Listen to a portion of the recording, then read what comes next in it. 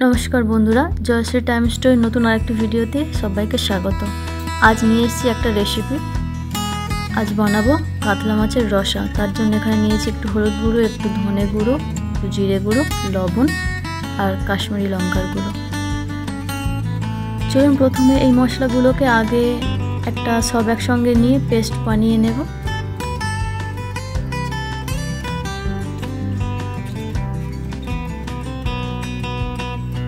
এখানে একটু পরিমাণ মতো জল দিয়ে একটা পেস্ট বানিয়ে নিলাম। এটা কিছুক্ষণ রেখে দেব। এখন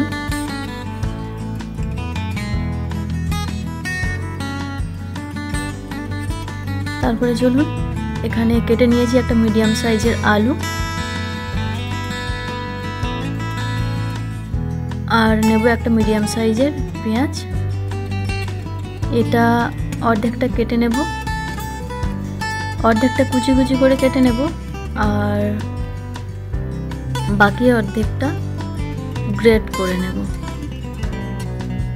এখানে অর্ধেকটা এই যে ছোট ছোট করে কেটে নিয়েছি আর এখানে বাকি যে অর্ধেক পেঁয়াজটা গ্রেট করে নিয়েছি আর ওই বাকিটা কেটে নিয়েছি। আর এখানে নিয়েছি একটু রসুন, একটু আদা আর লঙ্কা। চলুন আগে মাছগুলোকে ভালো করে ভেজে নেব। মাছগুলো লবণ হলুদ মাখিয়ে রেখে দিয়েছি আগের থেকে, তো ওগুলোকে ভালো করে ভেজে নেব লাল লাল করে। তার জন্য কড়াইতে দিয়ে দিলাম সরষের তেল পরিমাণ মতো আর তেলটা ভালো করে গরম করে নিয়ে তারপরে মাছগুলোকে এক এক করে গরম তেলের মধ্যে ছেড়ে দিচ্ছি ভেজে নেওয়ার জন্য।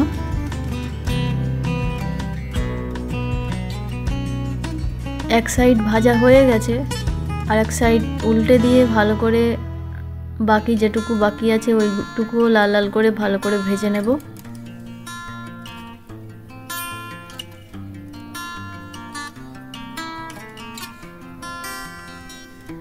এখানে এই যে মাছগুলো ভাজা হয়ে গেছে, তো এগুলো তুলে নেব। নিয়ে বাকি যে মাছগুলো আছে ওই কটাও ভেজে নেব।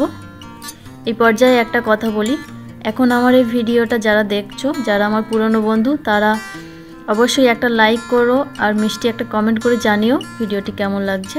আর যারা আমার নতুন বন্ধু, ভিডিওটি যদি তোমাদের ভালো লেগে থাকে তাহলে একটা মিষ্টি কমেন্ট করো আর লাইক করো আর চ্যানেলটিকে সাবস্ক্রাইব করে বন্ধু হয়ে পাশে থেকো। মাছগুলো এখানে ভালো করে ভেজে নিয়েছি। তারপরে ফোড়নের জন্য দিয়ে দিলাম এখানে একটু কালো জিরে। কালো জিরেটা যেহেতু আমি একটু পছন্দ করি তাই দিয়েছি। আর দিয়েছি ওই যে লঙ্কাটা কেটে রেখেছিলাম, শুকনো লঙ্কা ওইটা। আর অর্ধেক যে পেঁয়াজটা কেটে রেখেছিলাম ওই পেঁয়াজ কুচিটাও এখানে দিয়ে দিলাম। তো এটা একটু যতক্ষণ না নরম হয়ে যায়, পেঁয়াজগুলো হালকা লাল লাল হয়ে যতক্ষণ না যাচ্ছে ততক্ষণ একটু নাড়াচাড়া করে ভেজে নেব।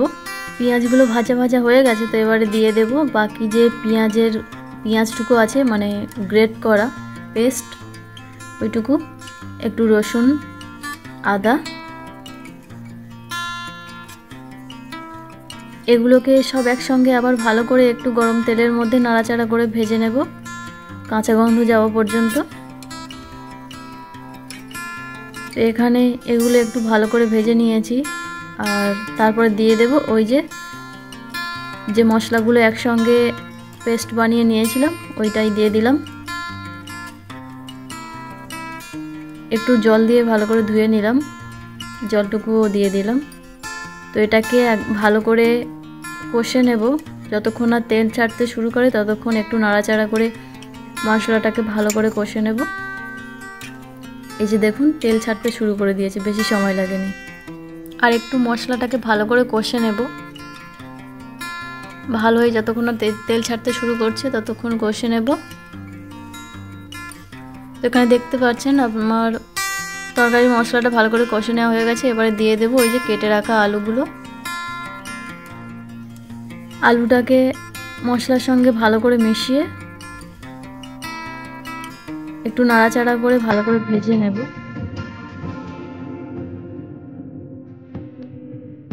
আরও 2 মিনিট মতো ভেজে নেব।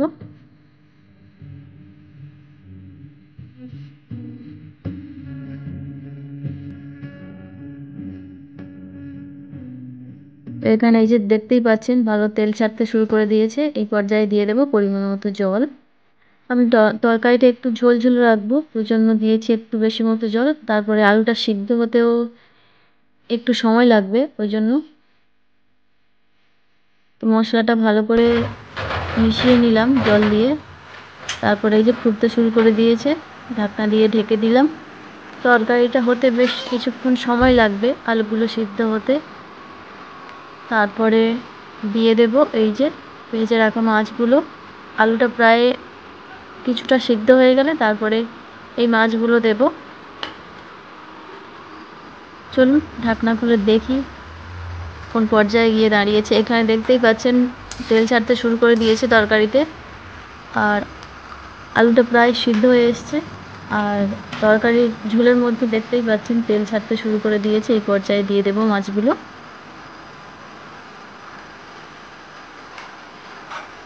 দিয়ে একটু নাড়াচাড়া করে আবার ঢাকনা দিয়ে ঢেকে 5 মিনিট মতো রান্না করে নেব। মাছটা ভালো হয়ে তরকারির সঙ্গে মিশে গেলে, মানে নরম হয়ে গেলে, তারপরে দিয়ে দেব একটু গরম মশলা। তরকারি প্রায় হয়ে গেছে, তো এবারে বন্ধ করে দেব। তো আমার তরকারি একেবারে রেডি গরম গরম ভাতে খাওয়ার জন্য। দেখে বুঝতেই পারছেন গরম ভাতের সঙ্গে সার্ভ করে দিলেই হয়ে যাবে। তো এখানে এই যে তরকারিটা অন্য একটা জায়গায় ঢেলে নিয়েছি। তো বন্ধুরা, ভিডিওটি কেমন লাগলো অবশ্যই কমেন্টে জানাবেন। আর যদি ভালো লেগে থাকে তাহলে একটা লাইক করবেন আর চ্যানেলটিকে সাবস্ক্রাইব করে পাশে থাকবেন। ধন্যবাদ।